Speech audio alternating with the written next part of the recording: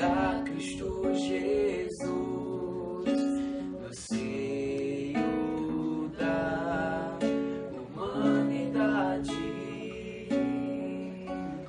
Olá pessoal, estamos começando mais um Geração Talk Show. Desde já quero dar paz e bem para você e agradecer também a presença dos integrantes da equipe de música do grupo, Vinícius, Carol e Emmanuel, e também a presença de Júlio Sérgio, diácono de formação e fundador do grupo Geração Adoradores. Bom dia, João Vitor, bom dia a todos os irmãos que nos assistem pelo canal, bom dia à equipe de música, bom dia a todos. Júlio, temas que nós vamos tratar hoje é o tema santidade, santo. E é um tema que é muito importante para a Igreja Católica e é também frequentemente alvo de crítica por parte dos cristãos afastados da Igreja.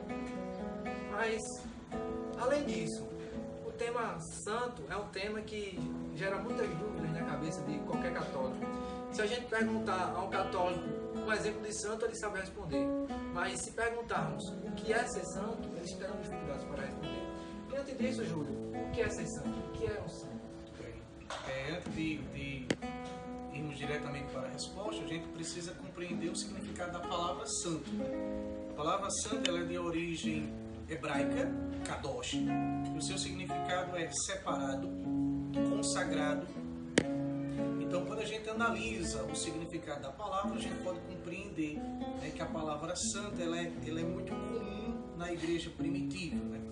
O próprio São Paulo traz na carta aos Filipenses, capítulo 1, versículo 1 e 2, o seguinte: Paulo e Timóteo, servo de Jesus, a todos os santos em Cristo, que se acham em Filipos, juntamente com os bispos e diáconos. Se a gente observa, Paulo escreve a carta para uma comunidade onde ele chama as pessoas dessa comunidade de santos. Então, ser santo para Paulo, na concepção paulina e na concepção do cristianismo primitivo, é ser uma pessoa consagrada, é uma pessoa separada, é uma pessoa que converte-se a essa nova fé e por causa dessa fé deixa a vida que antes fazia. Como você falou, é uma pessoa consagrada. Se a gente olhar um pouco para a história da igreja primitiva, a gente via que realmente os cristãos primeiros, eram pessoas consagradas, porque muitas vezes eram vítimas de perseguições e mesmo assim afirmavam a sua fé.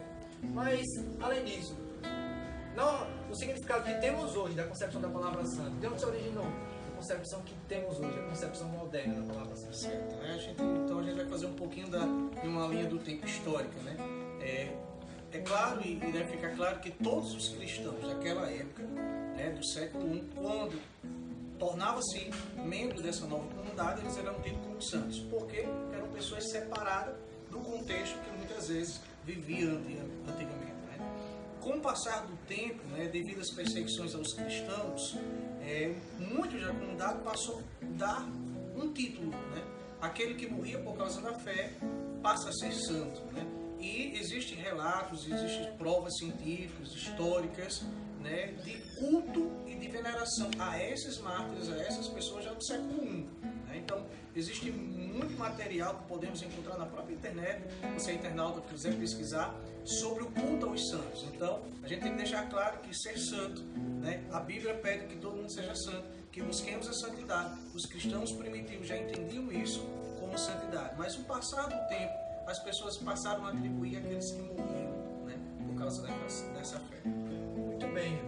Como eu também falei no início do vídeo, esse tema é um alvo frequente de crítica por parte dos cristãos afastados. Muitas vezes ele diz que não há base bíblica para cultuar aos santos, para venerar os santos. Você quer dizer sobre essas críticas e sobre isso? Muito bem, então olha só. Como a gente já vem conversando, o culto ao santo,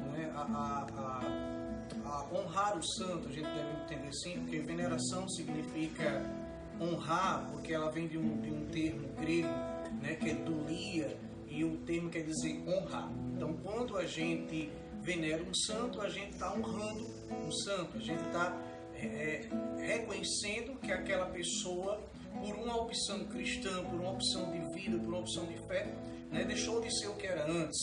É muito comum até hoje, por exemplo, nas Olimpíadas, quando um atleta chega a vencer aquela modalidade, a gente o honra também com uma medalha, com flores, né? Coloca até mesmo em um carro e entra na cidade. Isso é uma forma de reconhecimento. Então a igreja reconhece. Agora deve ficar claro o seguinte, esse questionamento da veneração aos santos, ela se dá a partir do século XVI com a Reforma Protestante, né? Com a Reforma Protestante, e eu friso aqui não por Lutero, mas por um dos seguidores de Lutero, que vai falar, né, que o culto ao santo ou a imagem do santo, ela é um ato de idolatria. E aí a gente tem que trazer para compreender o que Deus proíbe e não proíbe na Bíblia, né? No Antigo Testamento, Deus deixa claro, tanto no livro do Levítico como do Gênesis, que a gente não deve adorar outro Deus a não ser o nosso Deus. E nós cristãos não adoramos um santo. Existe uma diferença entre o culto de veneração e o culto de adoração, né? Entre o culto de idolia, que é a veneração, é o reconhecimento, e o culto de adoração, né? Latria. Então, existe essa diferença.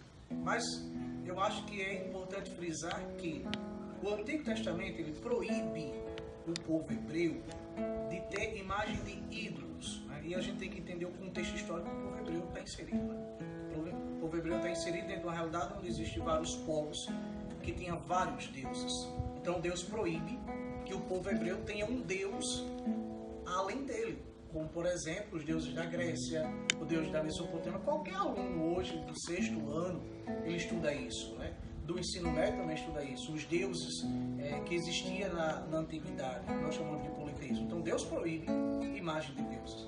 E para o católico, a imagem do santo não é a imagem de um Deus. Se a gente chegar para qualquer católico e perguntar, você está adorando Santo Antônio, por exemplo? Ele vai dizer que não. Porque Santo Antônio é uma pessoa que doou sua vida para esse Deus. Achei muito importante, Júlio, você ter tocado nesse tópico de imagem, até mesmo temos um aqui. E você falou sobre o contexto histórico que vivia o povo hebreu, mas hoje em si, o que uma imagem significa para o católico? Bem, olha só, desde a Idade Média, as imagens elas são usadas para catequizar pessoas. Existe um historiador, né, bem famoso que vai trabalhar sobre o conceito de imagens, né, a imagem como ela é criada, se a gente também no conceito popular. Se você quiser lembrar de um político, você vai lembrar pelos feitos que ele fez. A própria história vai trazer isso, né? Então aquilo que ele faz relembra seus nomes, né? Quando a gente fala do Egito, por exemplo, a gente lembra da imagem das pirâmides, né, dos faraós.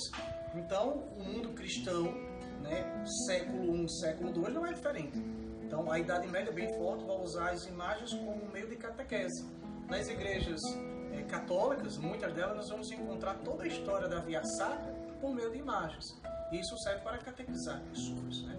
Então a imagem ela passa a ser um símbolo de representação da pessoa. Então quando a gente venera a imagem, a gente está venerando a pessoa e adorando a Deus, né, por meio dessa veneração. Muito bem. Isso que eu até já li bastante sobre isso, que uma imagem representa para o católico é a representação que ele faz da pessoa que está desenhada na imagem.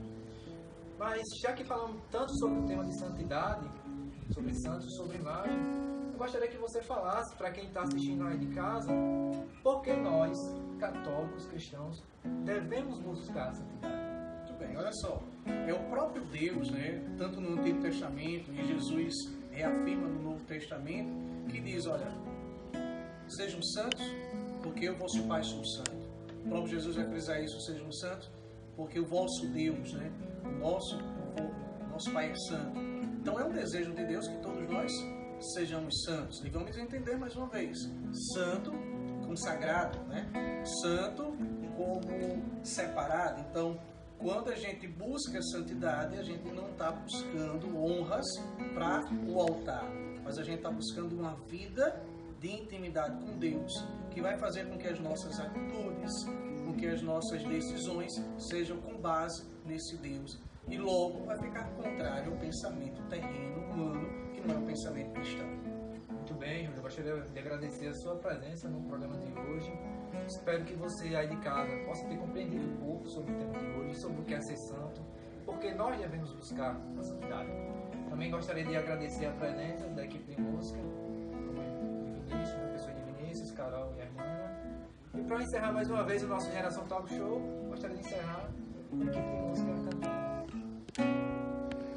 Hoje somos esse povo tão amado. Deus nos chama a viver o seu amor. Nos convida a todo instante sem cessar. E pede a nós